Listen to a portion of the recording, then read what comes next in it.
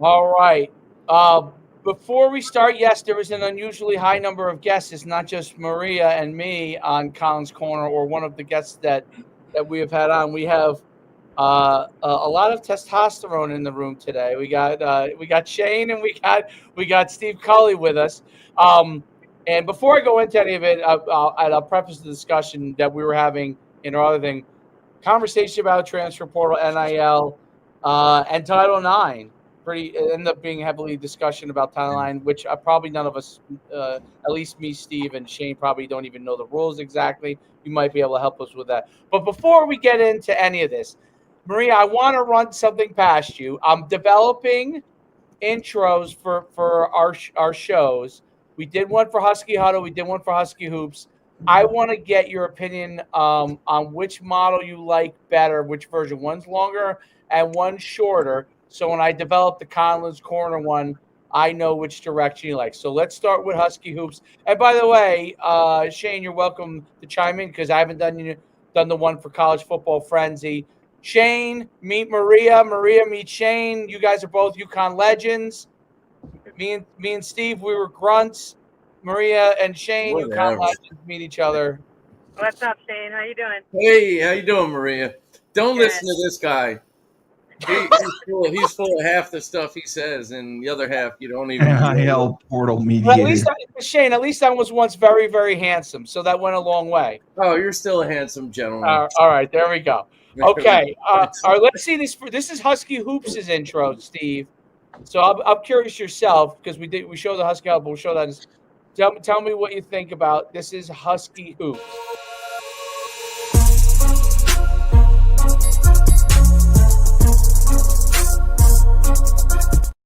And yes, it's that simple. There's reasons behind it.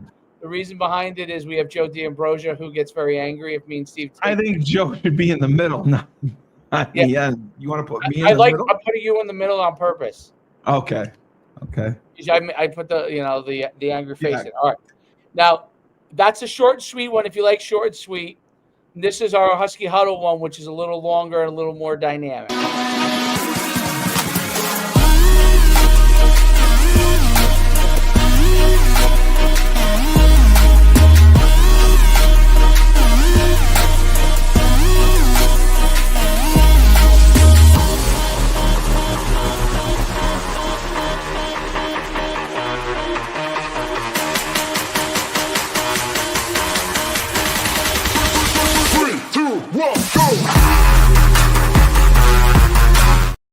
So that's the other one. I love it. Tell me what you like. I like the long one. I think it's cool. Yeah, I like the long too. I like the long one. All right. You never asked me my opinion. I thought we were room dogs, man. Like, we were roommates. We were roommates. I figured you would like the longer one. Yeah. Because your name, I figured your name would be in it longer. It would say Shane Stafford longer, so you would be cool with that. That's what you would like. So Joe D'Ambrosia doesn't want. I don't even know if he wants his name on it. So I just made it real quick, So, but no, he does. Why is it orange though? That's my only question. It's red. That's not. It doesn't show up red. It shows up orange. It is red on my end. You probably, Shane. You probably have bad lighting. Yeah. Your computer probably is like from 1998, and you had to refurbish it 5 times. It's the last free thing I got from UConn. Maria, how's your week off been? Segue. It's been good. It's been good. I'm just driving home from. We just had our last practice before a long break. Good. Yeah, so we did just a lot of shooting movement stuff. I gave them some homework packets to do over break. So let's cross our fingers that they actually do it.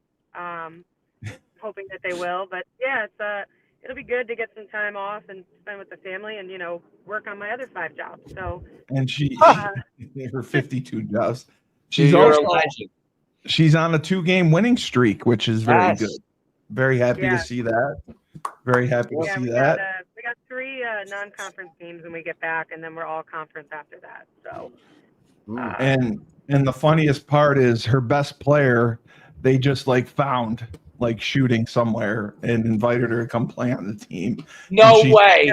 Tell me about that. wasn't on hear the that. roster. Well, we have a couple of kids that it's funny, like, they came the first week. Some of them we kind of saw on campus or whatever, but they came the first week, like, just to feel it out, see if they wanted to play. And our rookie of the week 3 out of 4 times now this year, she's technically a walk-on. And the funniest part was that it was like right before, like, our athletes get preferential class scheduling. And so she came to me and she said, "Coach, am I allowed to have preferential scheduling because I wasn't recruited here? I'm just a walk-on." And I'm like, yeah, you definitely get preferential scheduling.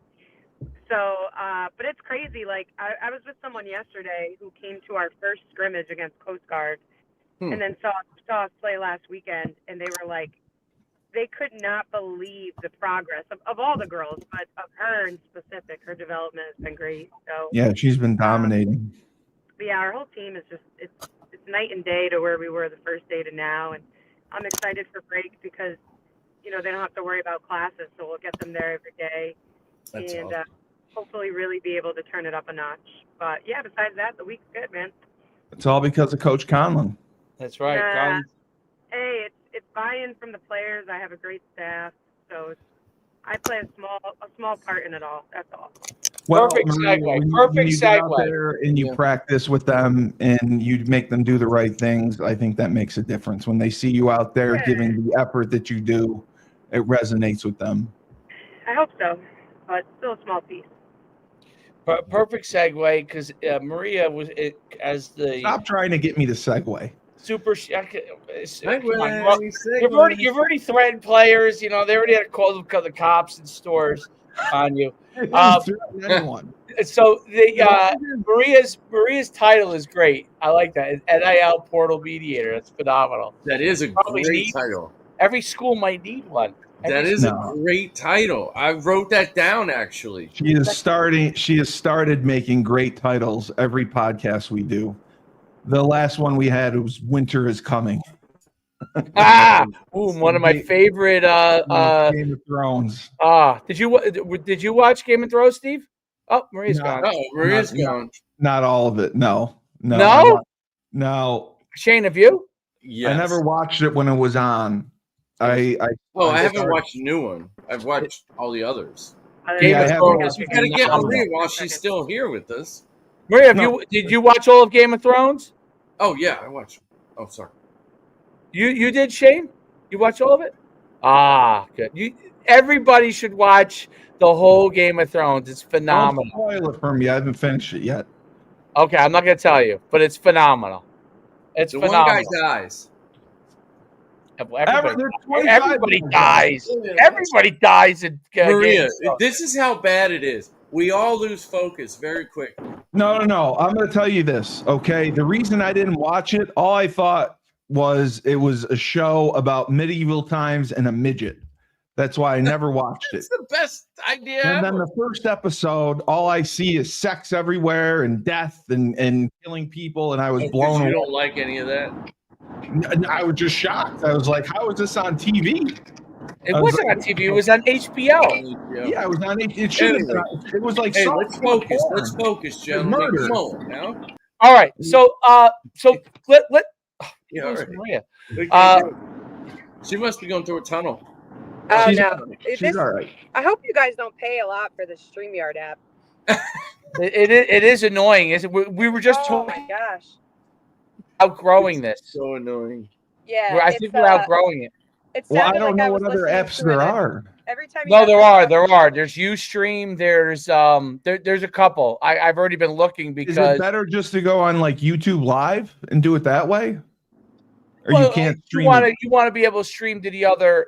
You can't stream it to the other platforms. Yeah, that's the thing. Okay. But there are other ones. It sounded like an accordion for a bit, but now I can hear you guys clearly. Okay. Yeah, I think we're gonna get away from our StreamYard marriage as soon as we have to talk one at a time. Yeah, as soon as we get it. Anyway, so I'm curious your thoughts, Maria, on where this is all going, because the way transfer portal is, where guys can pick up and guys or girls can pick up and leave and go to another place that pays them more. And then obviously you got money coming in from the conferences for TV. And then you have coaches trying to manage rosters, and then you have, oh, by the way, scholarships being increased on football, and you have Title IX that you have to manage. Obviously, the scholarship implications, and I don't know what the dollar implications if that has to get in. What are some of your thoughts on that? Well, I think first of all, right, it's become almost like your first school in a lot of scenarios is like an internship, right? Like you're going and you're marketing yourself one place to be picked up somewhere else. And you hope that you could stay there. I think some kids are just like, how good can I be to be attracted by a school that's going to pay me way more? So it's almost like you're training one place in an internship to be picked up by a better firm somewhere else, you know? And I think the problem is, and we've talked about this before, is without a football team that's bringing in buco bucks, we're just behind the 8 ball. So I think that the NCAA has to figure out a way to regulate it and spread the love a little bit, or you're just going to see all of the programs for sports are going to go to the big football programs. So you're going to see, Alabama, Michigan, they're going to have great women's teams now. Yep. Like it's just the way it's going to be because they have the money to spend. And it's scary because as a kid, I always go back and forth, like a loyalty factor, right? Like you choose a school, you stick with a school. I'm old school that way, right. But you have to understand that making a couple $1 million while you're in college is life-changing. So if you have an opportunity to go somewhere else and you leave college with, $1 million in your savings account, you can't really blame the kids. It's annoying to manage, but at the end of the day, like, if you think back to when we were in college, now I probably would have stayed, but like, you're talking a football guy who's at UCONN who kills it, right? Like, I'm just thinking of like when I was there, like a Dan Orlovsky or an Alfred Fincher, right?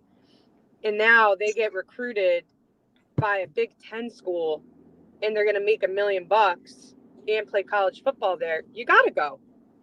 Like, you can't compete with that. And to your point, Maria, I don't mean to cut you off, but as a guy that came from UConn and bounced around in the NFL and the Arena Football League, if I come out, isn't that what college is about? Is developing your student athletes. So if I come out of there with $1 million, didn't that university basically do its job to where I'm set to where I can now invest in companies as opposed to now bouncing around? Now I'm broke because I bounced around a whole bunch of different leagues and I am now struggling to live life. Yeah, well, it's like I said, it's like college has become the G League of sports. Correct. Right? So you're basically just training. Your college program has now just basically made you more attractive. But the difference is that now you're jumping colleges. So that jumping around that you did post college, you're seeing it in college because it's dollar signs. And we all know, like, everybody would want to leave college with a couple $100,000 or $1 million in their savings account, right? Who doesn't want that? But somehow it's got to be regulated, or there's got to be a cap. Like, if it's going to be a G League type of thing, like there's got to be, like I've said before, then just create a salary cap in college, right? That's what I so said. You can Talk pay a football player, right? Let's say the max cap is 300. Okay, well, UConn can pay 300, so can Alabama. You know what I mean? So now so it's fair. you're leveling the playing field a little bit because right now there's no regulation to it at all. And exactly. Again, if you continue to do that, it's just going to be these programs that have huge football programs that are going to get all the best athletes across all the sports. And the reason being is money. So, the kid that Gino is recruiting is coming there for tradition. They're coming there to win national championships. I get that. But if you keep doing this for 10 years, these kids aren't going to come anymore because they can go make $1 million playing for Alabama and maybe they make $250 playing for UConn.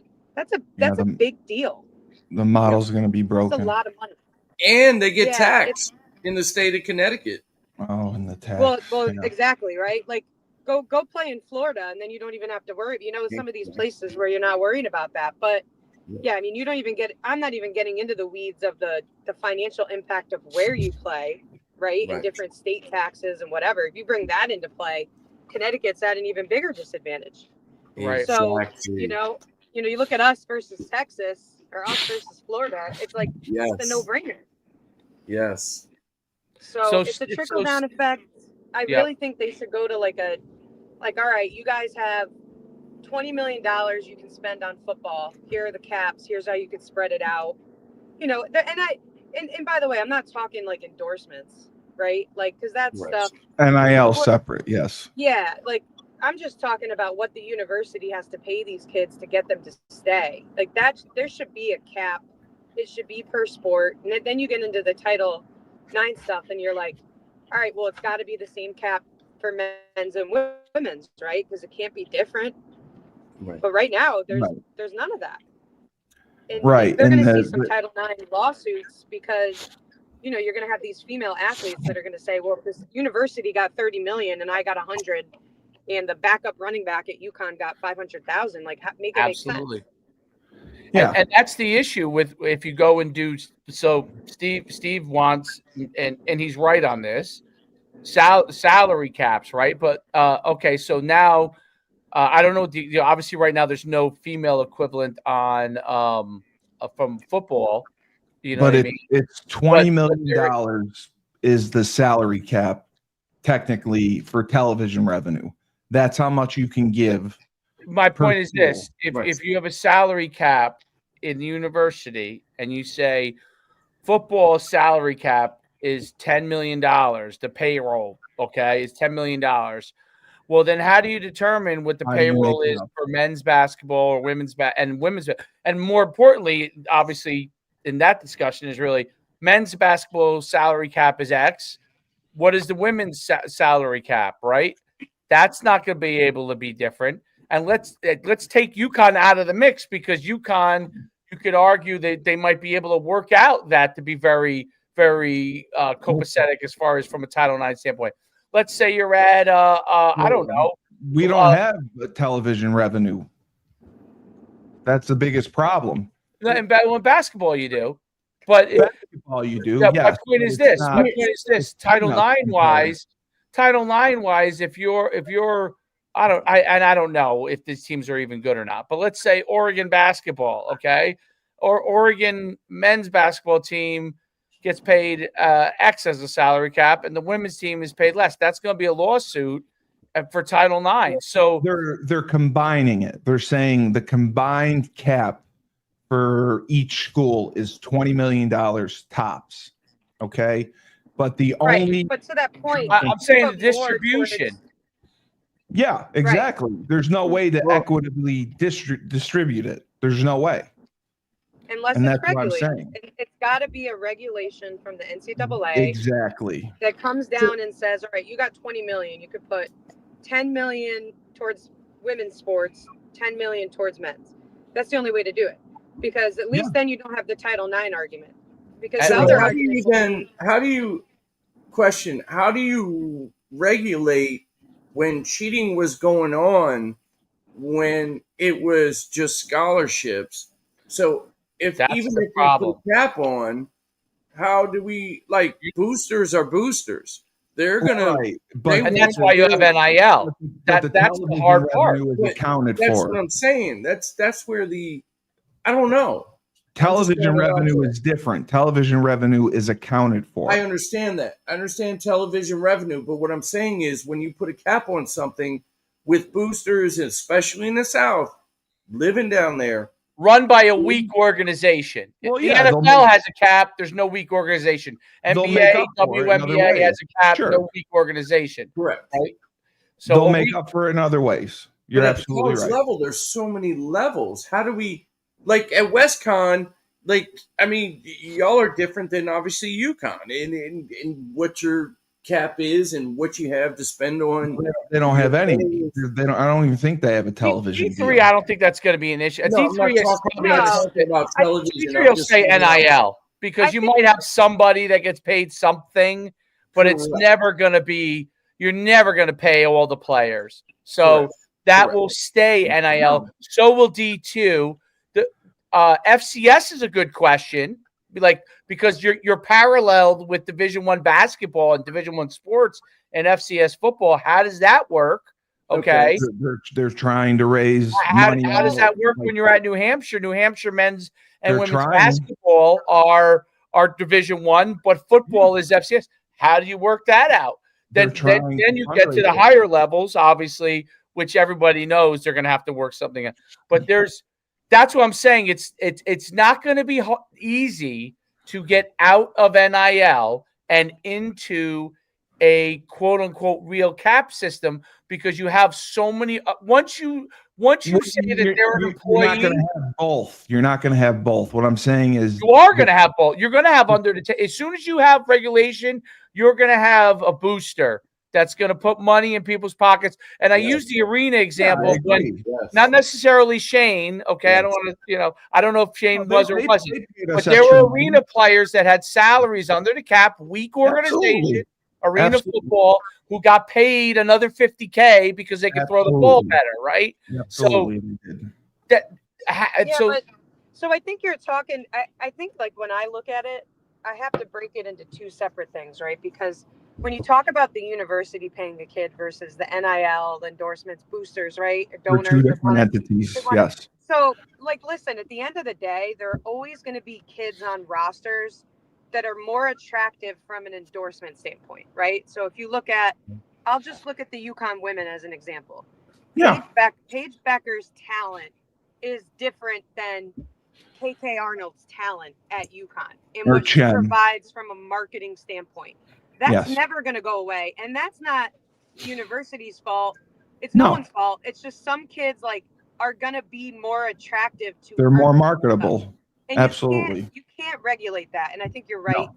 But what you're doing from a university component and what you can offer to players has to be regulated, because if it's not, it's just going to be the wild, wild west forever. And these kids are just going to go to the top football programs to play other sports. But, when if you lump both in, you're never going to find a solution. But at least if you can regulate one end, it's like, okay, if there's a person that wants to keep Paige Beckers, she doesn't feel like she's getting enough money. Well, if there's a booster that says, well, I'm going to pay Paige $500,000 a year to endorse my companies, that's fine. And not everybody should be equal that way.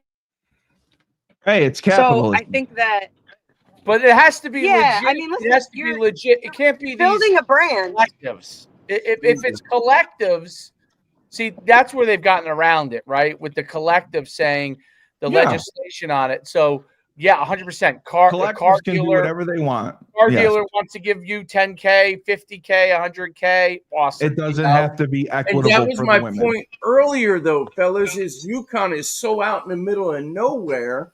We don't have where they can go into Hartford or car dealerships or other different things. They can. They can get in the car and drive there, man.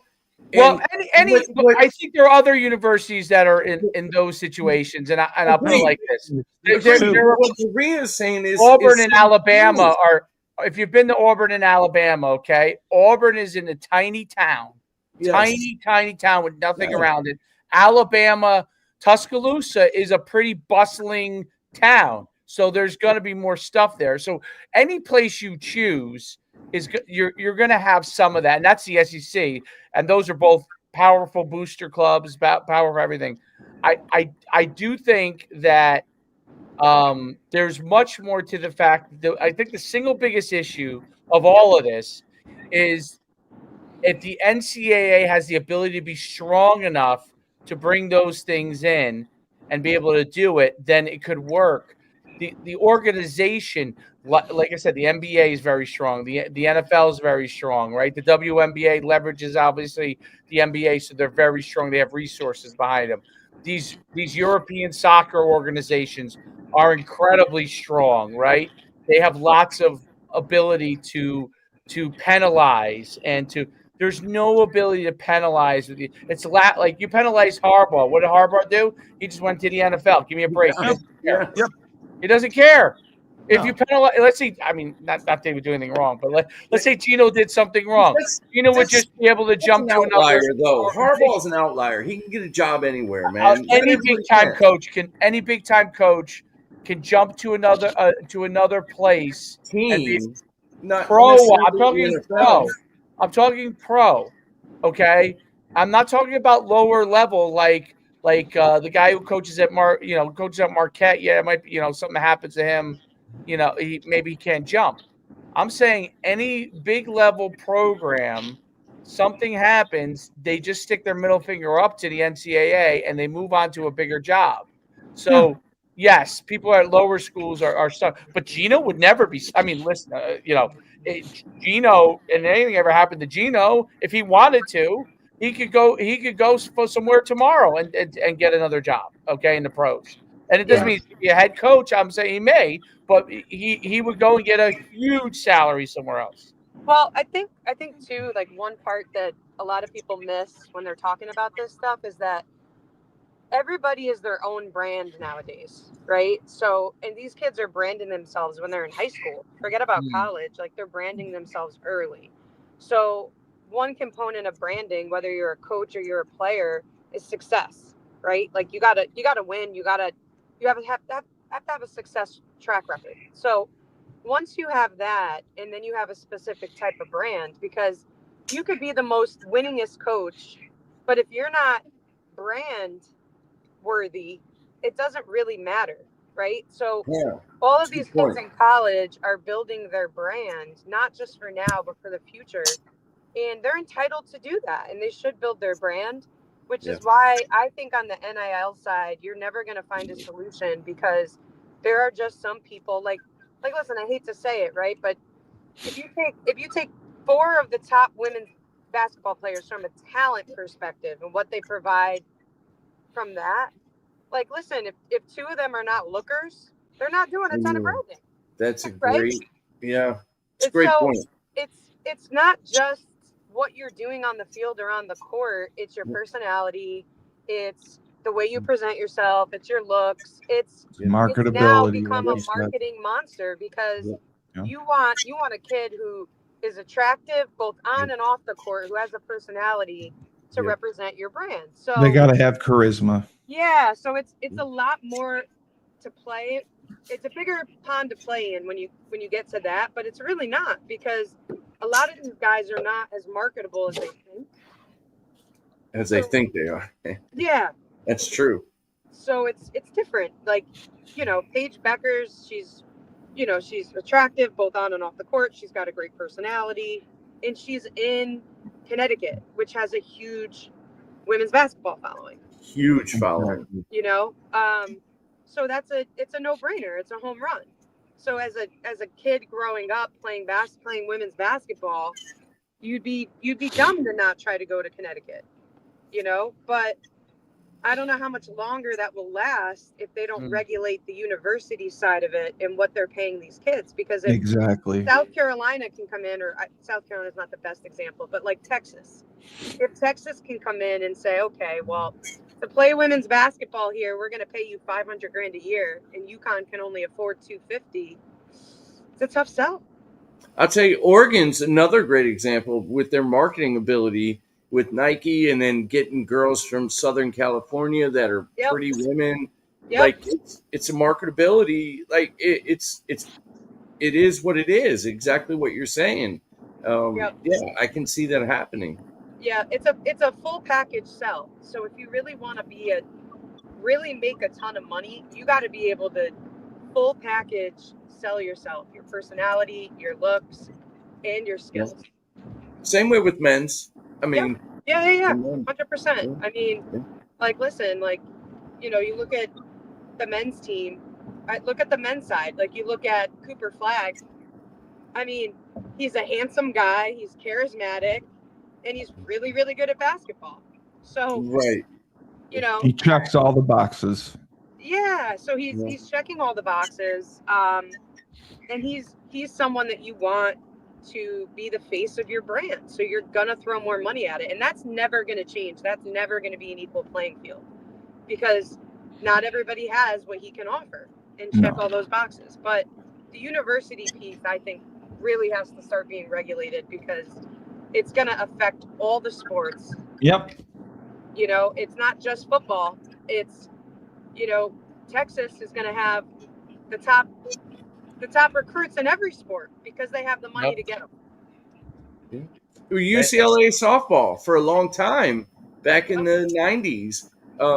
They were dominant, and they ended up somehow losing that whole ideal and whatever, and they ended up going other places. But UCLA used to run softball. Yep. Well, I think that one of the things that's going to happen for UConn at some point is organization. They got to change how the organization. Like, I think you're going to need at UConn. You're going to need a GM over football, a GM over basketball, for GM over men's basketball, because women's basketball is very big. GM over men's basketball, a GM over women's basketball, and then you're going to need a GM for Olympic sports. And then if you're at LSU, for example, they're going to have football, men's basketball, women's basketball, and probably men's baseball, because their men's baseball program is elite and every school is going to be slightly different, but you're going to need sport level GMs, and you're going to need in some cases you'll be able to have the coach be the GM. In other cases, the coach is going to be a part of it. Yeah. It's really going to depend on the capability of the people that you bring in, as to, like, look, I'll use Gino as an example. Gino would be the guy that you would say would be GM and coach, right? Gino would be that. You don't think so. There you go. He doesn't want to listen. That's the exact debate. But here's the thing: I'm a coach at a Division III school. It's hard enough for me now. Where I am, I have to manage budget, fundraising, everything there. It is such a freaking headache. Guys like Gino Auriemma, and I've talked about this before. This is where I think you're going to start losing really good coaches. They're just going to retire because they don't want to do that. You're hired to coach basketball. If you guys, some people, you don't know what goes into the weekly preparation just for practice and everything else and travel, to now have to manage from a GM standpoint. That sounds to me like worst case scenario. I'm telling you right now, if you tell Gino he's got to be the GM and the head coach, he's going to tell you to go jump off the top of Rensselaer Fields. That's it. Maria, I respect that, what you do so much, because being in arena football and playing arena football and coaching in arena football, that's the same thing we have to do. We're in charge of budget, we're in charge of travel, we're in charge of all those things. You don't have the finances. I'm ordering sandwiches on the road and making sure these kids. You got to make sure they have a meal after the game. So let me ask you this: have you ever been, Maria? Have you ever been like? Has anybody ever tried to take your players and move them yet? Well, this is our first year there, so it hasn't happened. Listen, not yet. And like, my world is a little bit different. The only time like listen, my kid who's been rookie of the week, does it bounce around in my head that some D2 school can come and offer her a full scholarship? Yes. Yeah. But there's a reason why she wanted to go D3. It's a must. It's way less of a commitment from a time standpoint. You have a life than even D2 is. So depending on what you're studying and stuff, but I'm sure I'll deal with it in the future. If I start to get the caliber of player that I want to get, I'm gonna definitely have to run into that. But that's why, my big thing is culture and value, right? Like, I have to every day provide value to these kids. Whether that's a growth standpoint on the court or off the court, because I don't have money to throw at them. It's all about the experience, so it's different. But yeah, I think if you get into like coaches having to be GMs, I think you're going to see a mass exodus of some really good coaches, because it's already hard enough right now for them to balance the transfer portal and this NIL stuff. as it is within their teams, if they had to do the actual like back office stuff of it, it would be a complete nightmare. Which, by the way, none of them are qualified to do. Right. You know, like No, they're That's a not good qualified. point. They shouldn't have to. They have enough that's on why their plate. they brought in Andrew Luck at Stanford to Right. take charge. Yeah, I mean, That's going to you be the gotta. norm. It would be better. Like I like having a general manager of all of athletics, because I think you can manage that in the beginning, and here's why. Because at most schools, the top teams right now that you really have to worry about are on different seasons, right? So, you know, basketball is a separate season from football. It's a separate season from baseball. So you can pick like which ones you got to really, really focus on depending on what season it is. So I do think that you can have like a general manager of athletics that handles all of that and should be able to. You know, football is the hardest because it's the biggest roster, but outside of that, you should be able to manage all of that. But I don't think it can fall on the coaches. I think that would be a complete disaster. I think all the sports are too different. I don't think you could do Well, that. Dave, that's why you said that you believe that billionaires will come in Yeah, they're and going to buy buy the the team. athletic programs and Yep. manage it. Basically need a CFO is really what Yeah. you not What you're really- going to have is what Steve mentioned is exactly there's already a couple of videos now circulating on it that they're going to buy they're going to buy, let's say, the University of Connecticut 51% of it, and there's a value to that university because there's real financials there. And I'm going to buy 51%, and 49% will go to university. University just takes the cash and puts it to whatever the hell they want to put it towards, and the owner takes that and he develops the whole entire athletic department in the way that he sees fit, as far as from a financial standpoint. And the university wants the money anyway, right? Because they just want that cash from that's why they have athletic departments, because they want the cash from the athletic departments. So the athletic department is what makes the school go round. It's a trickle down effect that funds everything. That's the problem. And right now, I do think though, like I will disagree with you, Dave, on the one thing of like it of them all being different in terms of like needing multiple general managers. I think that's the case if you also had to manage the relationships, because a lot of these GMs at the professional level, right? They're managing the coaches, they're managing the kids players. and the relationships of retention. I think that college coaches are already doing the relationship management stuff. So I don't think they necessarily have to worry about that. I think it's really a CFO. The financial part is the problem. Right. The financial part is really the problem in the sense that, well, let's take football out of it, because football is going to have its own GM. They're not going to share GM. No football program at Division I that's at the Big Ten or SEC or even the Big 12 is going, if they go the GM route, is going to allow their GM to share anything with any other sport. Period. Well, that's why I tried to tell you, Dave. Now, basketball, I could see.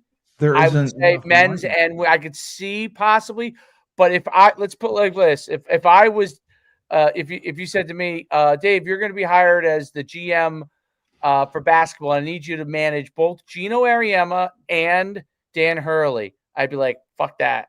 I'm managing one or the other. I ain't managing both. You know what I mean? Because people are going to come into, not now as much, but eventually the one or two star players are going to come in. And if you don't get to a point where you have a cap and stuff, they're going to be coming to negotiate. 5 of those, you might have 5 players negotiating every year. Yeah, but you're talking 30 kids total. So it's not that many kids to manage. It's 30 kids. It's not like football where there's. It's not like football. At UConn, you may not be able to do it. At I don't know, a school that it's not as prominent, both programs, maybe. I don't know. Like I just think of like the LSU coach. What's her name? Mulkey. Mulkey would be a full-time job for anyone. Maria loves her. I think she's. You hate her. You hate her. Is that what you said? She loves her. Maria loves her. No, I'm just saying. Well, whatever. She's a fantastic, accomplished coach who's demanding. I do not hate nor love Kim Mulkey. See, I know. but I know. but here's the thing, though. I think that's probably an inaccurate statement, and the only reason why I say this is that you can't. You're looking at personalities of how they coach and translating that into how difficult they're going to be to deal with. I think they're two separate conversations. I think that, like, they're going to be different off the court. Yeah, like I think even if you look at Gino and Hurley and lumping them together, like, yes, they're borderline. Hurley's a maniac when he's coaching, right? But if you get him off the court, he's actually a very. There's no way Jim Calhoun would let me be a GM for women's basketball at the same time that I was. Let's take somebody else. Dave, you only know him. You only know him of what you know of him in the past. I know the demand that they have for success in their programs, and not everybody is going to want to share somebody. But you gotta grow. You gotta grow, man. No, you don't grow. You don't grow. I have a question. I disagree. So, you don't grow. I don't think the person. My important question. It's Maria's show. Let's ask this question. In the WNBA, you have teams that own both NBA and WNBA. Do they have separate GMs or do they have the same GMs? I don't know. I'm asking the question. So they have separate ones, right? They have separate GMs. There you go. You guys are wrong on this, and here's why. So you guys are thinking they're wrong on this. I'm with you. Shane, the NBA does not own. It does not own the WNBA. So each WNBA team has its own. That's what I said. They're separate entities. Correct. So it's not like, okay, the LA Sparks are not owned by the LA Lakers. Correct. That's not how no, but there are some people that own both. Aren't there some owners that own both teams? It's under a different. It's totally separate, guys. Totally separate. And not only that, but so let me ask you an important question. If you're talking about all these GMs, how much money do you have to pay a GM to do that job? What number do you think that is? I don't know that answer, but it's a good amount. Dollars, right? Maybe 350, 400. Probably, yeah. If not more, with football, you're probably football. They might be $1 million GMs. So if you're managing everything, yeah. You said to Gino and Hurley, all right, we can hire 2 GMs. They're going to cost $400,000 a piece, or we can hire one, and the other $400,000 we can divvy out to your kids. What do you think that they're going to want? Because that's coming out of the university's pocket. That's not coming out of donors or boosters. No, well, not if it becomes not if the organization. Well, okay, true. If the organization is owned by the university, I would agree with that. But I could tell you that they could probably fire 3 of their social media directors and 5 of their assistant trainers to be able to pay for that. Like, I think you could cut out. The universities have some things that they're way too long on and some things that they're way too short on. Like, football doesn't need way too many coaches. Football doesn't need 50 analysts, on the, I don't know what basketball does as far as that stuff goes, but football doesn't need it. Your solution would be to fire people to hire these people. I'm saying if it costs the university, you need, I would get rid of the guys who sit there and look at film all day and do absolutely nothing. Yeah, I think it's a waste of time. I think the guy who's getting paid $1 million as a coach should be looking at the film now, because we have a GM. We have a player personnel director. Do you understand what the head coach has to do, though, Dave? Like all the I don't know. Once you have a GM, and he's in charge of player personnel. Your mind with that. I disagree with you. Wait. The NFL, the head coach, the head coach. Those are 2 separate roles. If you look at the pros, like player development and personnel is a totally separate job than the GM. The GM is not doing that. Correct. That's a totally separate job. There's 2 departments under the GM. There's personnel, and then there's the coaching staff, quote unquote. And then there's obviously a third group, which is probably like involved somewhat, maybe ticketing and all that kind of stuff. But the personnel and coaching, right now in football and probably basketball too, they're doing a lot of evaluation and they're doing coaching, right? If you go to a true pro model from football standpoint, at least, you would have personnel and then you would have coaching. Yes, when you're looking at some players the personnel is going to say, hey, line coach, take a look at this guy. Do you think this is a guy that, we think this is a guy we might want to draft? I want your confirmation before I send it to head coach. Yes, they may do that, but they're doing a lot less of it than it's being done right now in college, because they have specific departments that are in charge of scouting, which you don't have in college right now. They call them directors of scouting, but it ends up getting pushed over to coaches. End up doing a ton of the stuff. That's why they have 50 million analysts and 50 million scouts under it, because it ends up having to get filtered through, and then before the coach looks at it. But if you have a player personnel department, player personnel is going to be responsible for that. Right, but you're talking about adding another department at the college level. You're going to need it. But you're saying what I'm hearing is we already have these people. Maybe we just reallocate what their actual roles are. That might be true. That might be true. Let's let these 10 people go to bring on these 10 people. Some of them can't do that job. Some of them can't move over. I mean, listen, at the end of the day, I think that football is an outlier for me, right? Because you have, and I think you're so football minded that it's skewing you a little bit, but in football, you have positional coaches, right? I love it. You do. In basketball, we're not talking about, there's not a coach for every 5 positions that we have on the court, right? That's a good point. Right. So there's 2 positions. You're either a guard or you're in the post. That's it. You're either front court or back court. Exactly. So, you divvy up like I do with my staff. One of my coaches, he's in charge of the guard development. One of my coaches is in charge of the post development. So it's different. And if that's not the hands-on person that you're seeing every day, it means nothing. You can't now have an outside person coming in to do training and development on player positioning in basketball. Well, then the other question comes too, okay? Because the athletic director right now, underneath him or her, has to deal with ticket sales and all the other aspects around games, right? And now it's all done kind of under one envelope right now.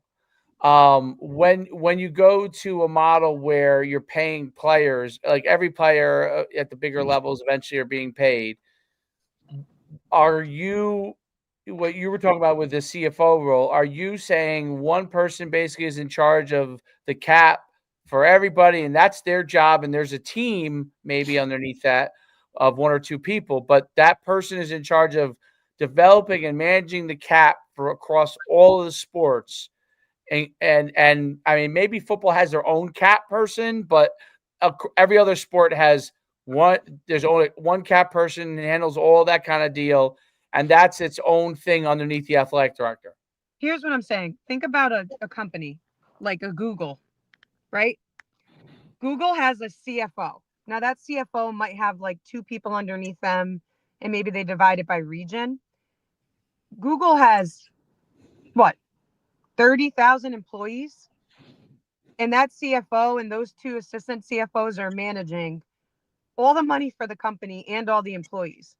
If you're telling me that a CFO, a qualified CFO, can't run sports and finances for, let's just say it's $100 million.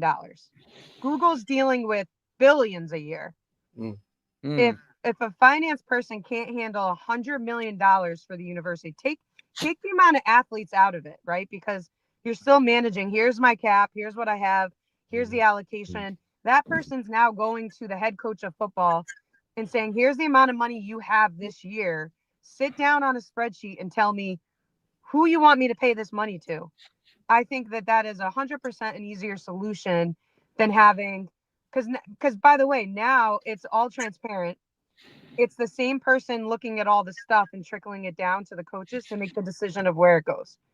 I think that if you have multiple CFOs in a university, I think it's A, waste of money. And I think B, it gets a little dicey. Right? Too many now chefs. you have different sports arguing about different money and blah, blah, blah, blah, blah. If you have one CFO that trickles that down, and if they're able to do it in these major companies seamlessly, why can't we do it at the university? Isn't that what we call an athletic director currently? An athletic director does that, distributes that money. The AD does the budget, yeah. He does that, but he's also in charge of the relationships with the coaches, Right. and the players, and the I'm just saying, in a generic form, that's what the athletic director does. So again, it's basically. But it's growing bigger than that. I think the CFO. I think that the athletic director should roll up to the CFO. Correct. Right. Could be. That's a good point. Yeah. So you have that. You have that pyramid up top is the CFO, which that person should be reporting to the president. Yes. You know what I'm saying? And then the CFO, all the athletic director reports up, then the coaches report up to the athletic director. I think that is, if I'm looking at a business plan and I looked at, like, if I took UConn and I was going to say, okay, I own the University of Connecticut. How do I want it to run? That's how I would build it, because I think once you add too many Indians, right? Too many chefs, too many cooks in the kitchen. People in the kitchen, and then that's where arguments happen. That's where things take too long. Irritated with others. I think in this scenario, less is more, because it's all going to one place. You can't have too many. You can't have too many people in there. There's too many. Then there's too many voices. Then you got people off. Everyone's gonna have an agenda. It's just president, CFO, athletic director, then the coaching staff. That's really how it should look if you want this to run smoothly. And then, you take NIL as totally separate, right? NIL is totally separate. But I think that anyone who says that it can't run that way, tell me how all these huge companies do it that way, that are managing billions of dollars a year. Well, they do have silos, though. They have multiple silos on the organization. But they're also managing the dollars. Oh, there are. There's departments. No, well, they do, but they all report up to the CFO, right? So there might be a head of marketing. Marketing has to report to the CFO. Head of training has to report to the CFO. You might have one person as the over. Well, you currently have the athletic director as the overall person. You're still going to have one person that's over everything. I'm saying you may have more silos going forward as far as. But aren't the silos the teams? No, the different departments within the university. There are the teams. Not every team is in a silo, though. Not every team is a silo. Olympic sports is other than. No, I'm talking about within the university, Dave. That's what I'm talking about. I don't think so. I don't think they silo off. The team? They silo off the teams, but I'm saying when they're dealing with them. If you're dealing with the Olympic sports, you know what you're dealing with each. Every team is talking about Olympic sports. Yeah, Olympic sports are involved in. Everything's involved in. Are you talking about Are you guys engineering department or? No, I'm talking about the athletic department. The athletic department is going to have one person over. I agree. Whatever you call that person, CEO, CFO, whatever you call them, that person of athletics. They definitely have a CFO for the university, right? I think of it as like the way a professional team is. President of the team. The president of the team is the person in charge of the whole entire team. There's an owner of the team. The owner of the team currently is the university. Whatever that is in the future, I don't know. But right now, the university owns the team, which is University of Connecticut Athletics. There will be a president of University of Connecticut Athletics. And then there will be whoever, right now it's head coaches are the next level, okay, underneath that. And it's just head coaches, okay? But eventually it's going to be, is it going to be head coaches or is it going to be a GM and then a department underneath the GM in football? And then is it a GM and a department underneath it in basketball? Or, what Maria's saying is you don't need that. You could have head of athletics, which is now the president, and then football, every sport underneath that person. What I'm saying is that is not possible. And if you were going to have football be able to be successful, and then possibly not possible for all the sports combined otherwise, meaning if you have a GM, Stanford's already done it for football specifically. Every football program in the country will have a GM that's in charge of all of football, Period. A lot of them do right now. Right now they're even with the head coach. They're not actually even. They're actually the head coach is lackey. Okay, they're the lackey of the head coach, but they have a department for it. Everybody has. UConn has a GM. I don't know if you knew that, but UConn has GM. He's just Jim Mora's lackey. Okay, that's all it is. An inexperienced person that's going to handle everything else Jim Mora doesn't want to take care of. But eventually, football's going to have that person over them because no person in charge of football is going to want to leave the program in the hands of a coach. That's not going to happen if it becomes a situation where they don't want the coach negotiating. No. Yes. We need to start thinking of it as not a GM then, because it's not a GM. Yes, they manage the football team, but they're not the general manager, because technically, at a professional standpoint, the GM is even over the head coach. Yes, that's what's going to happen. That's what's going to happen in football. But what I'm saying is, we can't think of them as a GM. That's what they are going to be.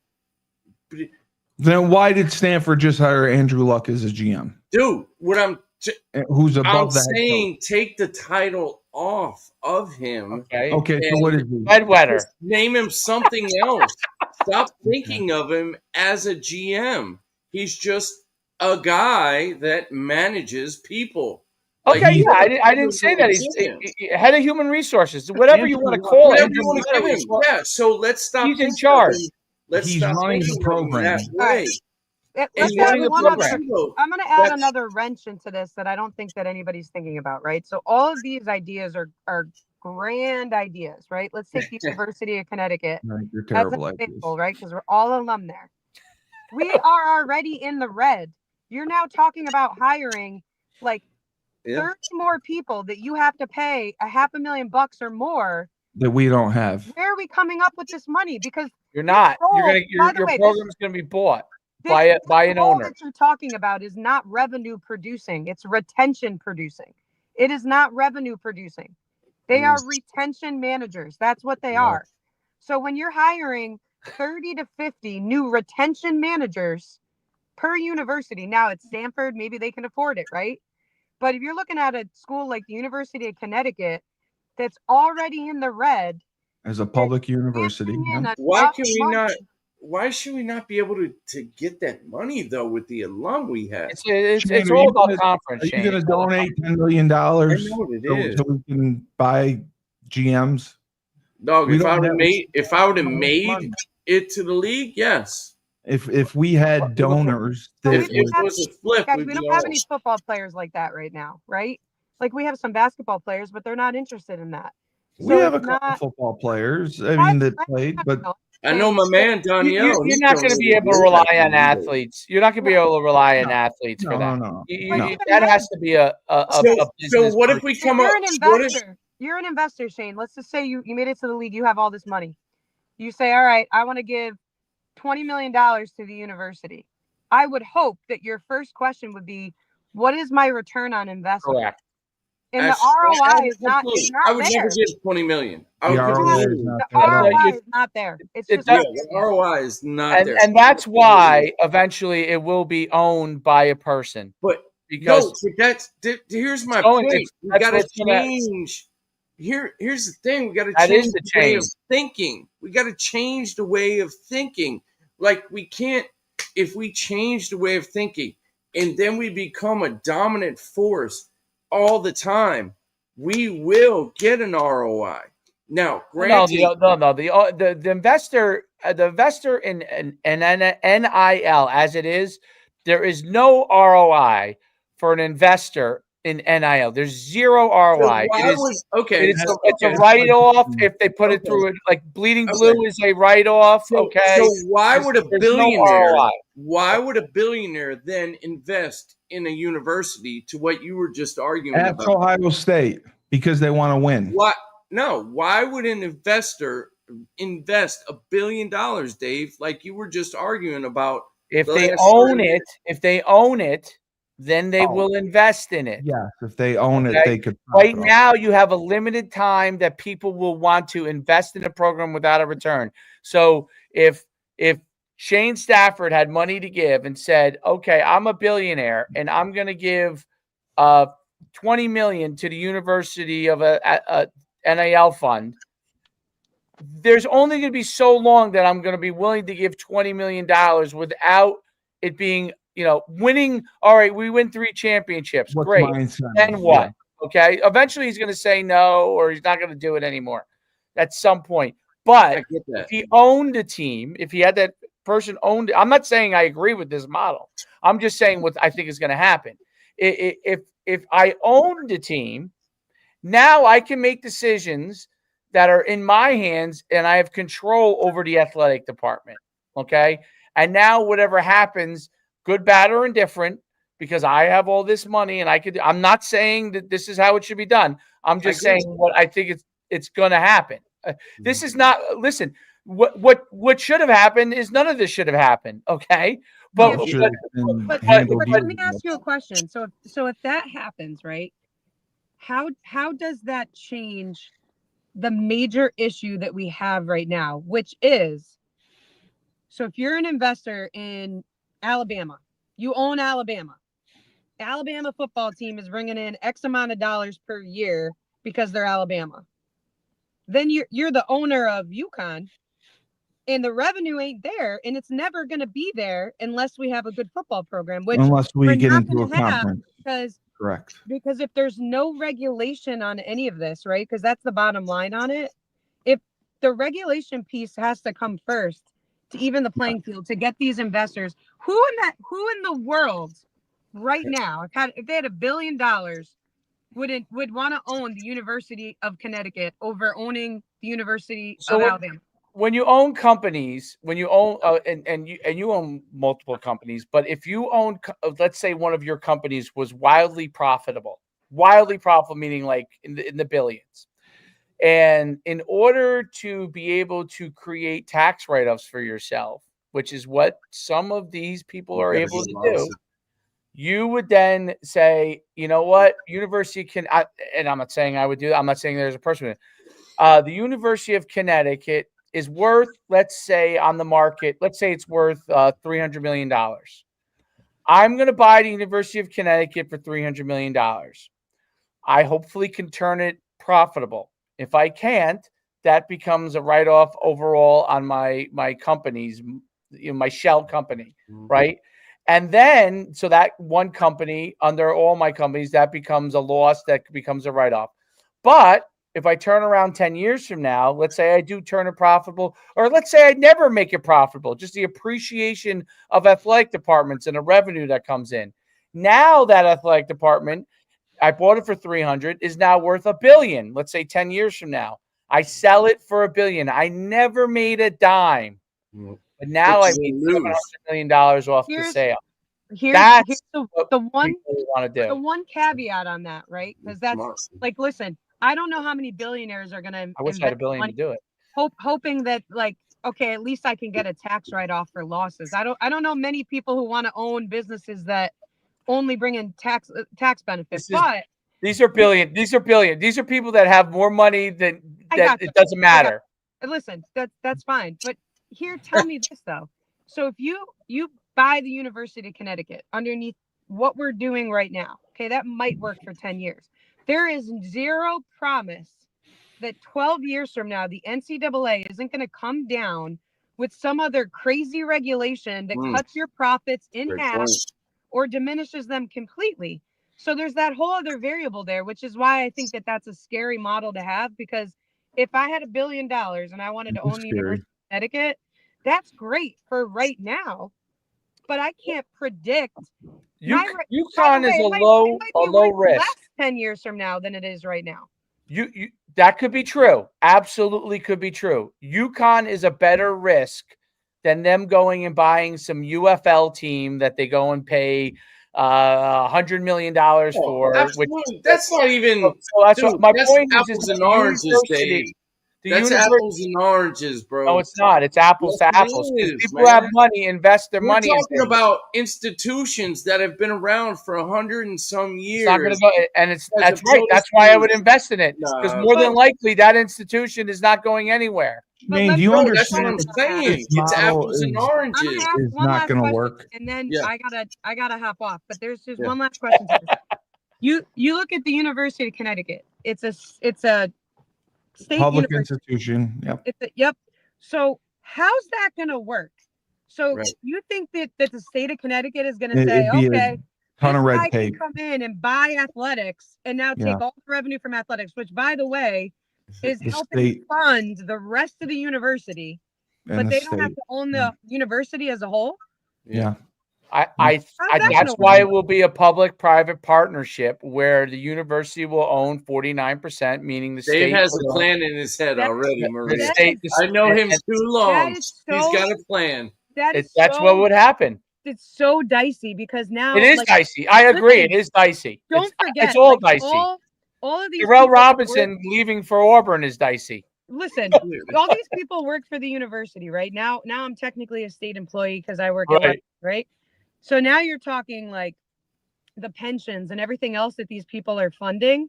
It's way different. If you might be able to do that with private universities, but I think with public universities, it's completely different. Yeah. But what is the benefit? Because again, it's not like this person's gonna now, okay, they're gonna own athletics. They're gonna grow athletics from 300 million profit to 600. No, that's not how that works. It's gonna remain the same, but now they're giving up 49% of their profit. Why would I do that? Harvard has an endowment of something like a couple of $100 billion or something. Harvard's endowment could fund countries. Right. So let's use Harvard as an example, which they would never do this, but let's just say Harvard, the endowment fund, decided we're going to own Harvard athletics. Okay, our endowment fund is worth way more than the athletic department is worth, and if we wanted to continue to exist and be able to control everything, we're going to control it with our endowment fund. An owner could be a group of people. An owner could be one person. Sure. An owner, there's multiple ways to do it. The bottom line is that Harvard a private or public university, Dave? Harvard is private. But and Stanford I think is private. Public university. I think you're right that there's definitely something to the fact that public could be a difficult thing. The governor would have to sign off on it. Good luck with that. Well, like if you're a smoker, right? They tax you you're getting taxed 70% on your cigarettes. Like they find a way to get their money, the government. I mean, maybe they tax them more. I don't know. I'm just saying that, and I don't think that's the real answer is to start all over and figure out a model that has it right from the get-go, because that would has collective bargaining from the get-go and has a structure versus trying to fit a structure, which is what you're going to have to do right now, which is what makes it so hard. Is you're trying to take an existing structure and create a new structure within a current structure, which is really, really hard. It's easier to take money and start a new company than it is to take a company that is a mess and go and restructure it. That's why nobody wants to enter bankruptcy as a company, because if they do, a large company, it becomes really, really messy. And everyone that's working there is no longer working there anymore, at least at the top, is no longer working there anymore. And until they restructure it, it's easier to go and say, I'm going to start, I own all these restaurants and I'm failing. You know what? I'm able to pull cash, sell that company, and then go start a whole new restaurant group. It's easier to do that and start a new structure. But you're still getting rid of somebody at some level that's a higher level. Well, you may not be getting rid of somebody. You may be, what Maria said, reallocating people. That's probably a better way of doing it if you can. But Maria's right about the public university. I think she is right about that. I think that makes it very, very dicey. But I do think, because of what Maria said, you have an issue. If indeed UConn is losing money, we are in the red. The issue could be there may not be any football or some of these other sports. This model will not be sustainable. Here's that could be the issue. Here's the funny part about that, which is why the idea of it for a public university doesn't work. The state, the people living in Connecticut, because it's a public state university, it will never close down because it is funded by so many of the taxpayers here. Correct. Which again, Right. It always gets why that model that you're talking about can't work for a public university, because the public are funding it. They are. Well, they might get a tax break on it. If it gets bought out, you could actually get a tax break from it. There are a lot of ways. So you don't live in Connecticut anymore, but there is no Connecticut may not work. We are going to get a tax break if some billionaire comes in and buys athletics. Our taxes will stay exactly the same, if not go up. Yep. And you know what does become the other issue? You may have states. It'll actually hurt every person who lives in Connecticut if you go to that model, because you're right. What will just happen is you won't have football. That's what would happen. You won't have football because Alabama will get that university. The state of Alabama will be like, "Oh, Billy Bob wants this thing. You got it, Billy Bob. Here you go." Let Maria talk. Maria, you hit a nerve. You hit a nerve. Keep going. Let Maria talk. Let Maria talk. I am letting her. Okay, let her finish. Okay. Your point earlier is exactly why it won't work, right? You said the state will find a way to get their money, right? So this tax break that you're talking about, it'll actually be opposite. Everyone in the state of Connecticut will be taxed more to be able to fund your idea. And make up for it. Yep. And I'm going to come back to you. I'm going to tell everyone in Connecticut, Dave Schumann was the first one that said, let's do this model. You can thank him for the 5% tax. Yeah. I didn't say to do the model. I'm just saying where it's going. I'm not. And I can say this. You're right in that the state will find a way to get the same amount of money. So where are they going to get that from?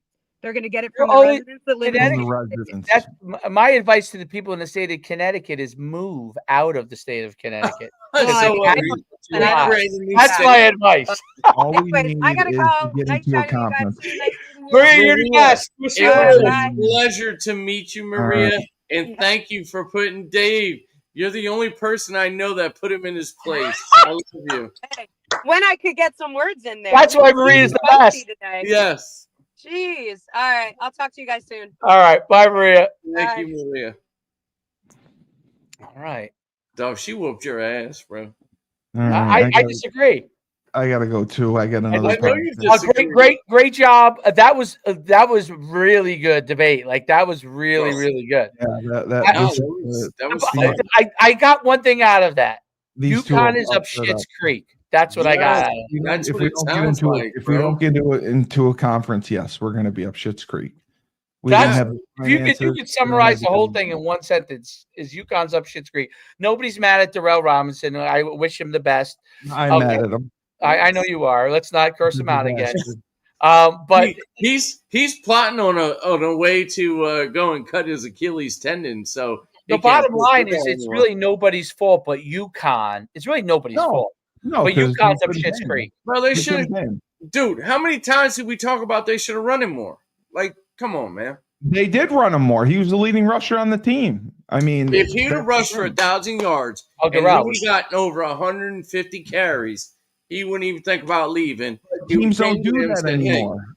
Teams don't do that anymore. Teams don't do that anymore. Teams do running back by committee. That's how it is. You're going to play two. Steve is right. Good coaches feed their great players. Skylar Bell didn't get enough money.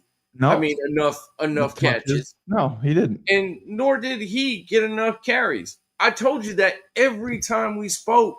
I know that, Shane, but that's the model. And that's why the offensive coordinator. Nobody's trying to win a model. Fuck. No, I'm trying to win games. The model for running backs is running back in the day.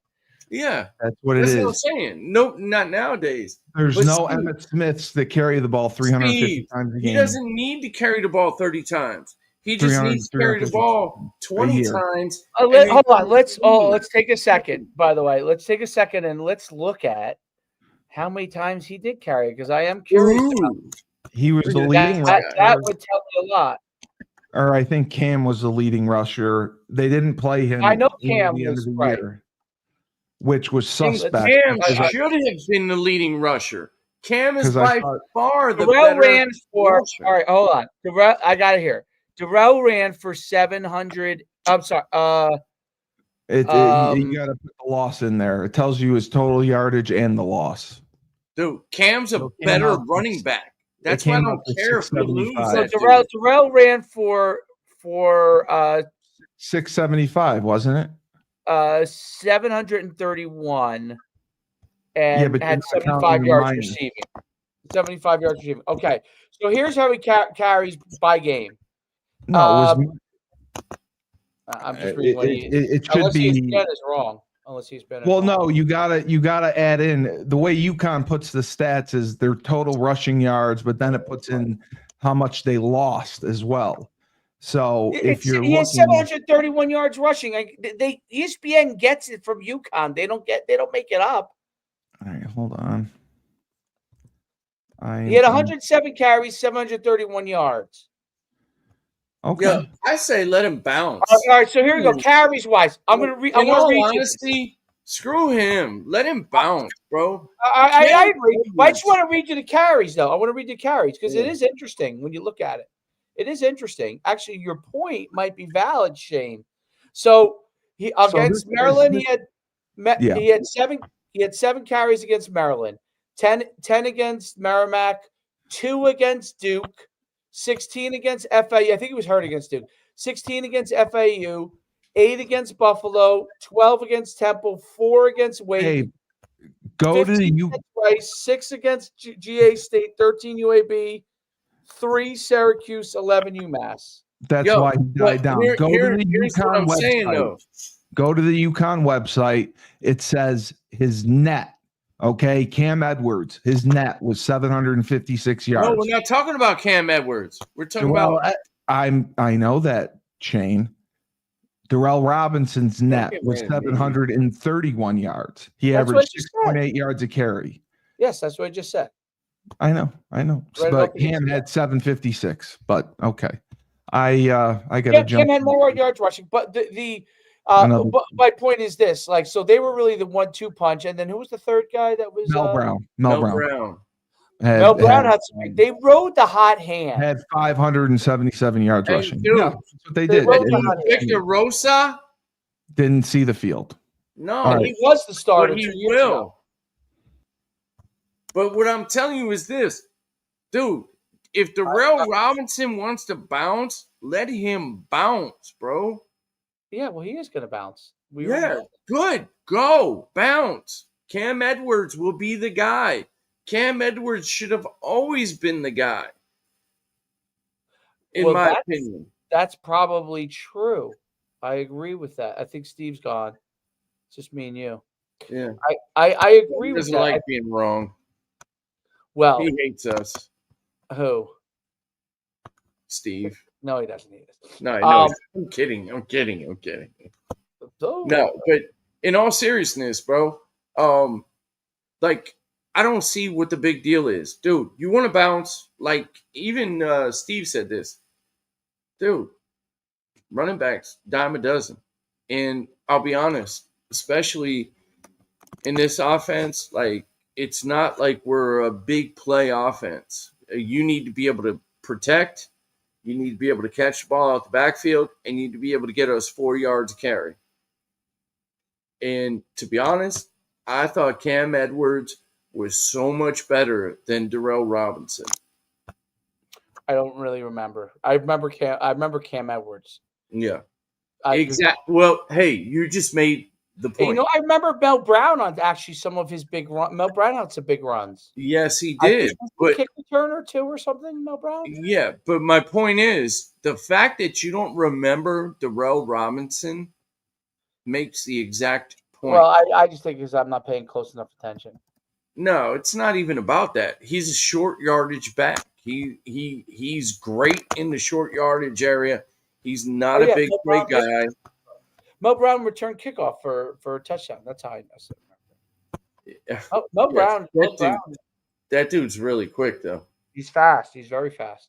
All right, let's run. That was that was good. That was heated. That's exactly what we want. That was good. Bro, good times. That was honestly, that was the shit we need, bro. Like, that was awesome. None of us agreed on very little. You know what I mean? Like, that's how it should be. And you're freezing up again. Oh, I'm freezing. Unless you're blinking for a long time. No, that might just be enough. All right, let me get out of here. Because this one is hey, what's with the new background, bro? Like, did you move to Mexico or something with the plants? I made a new office. Oh, nice. Let me see. Let me stay on after. Let me just cut it off real quick. Yeah.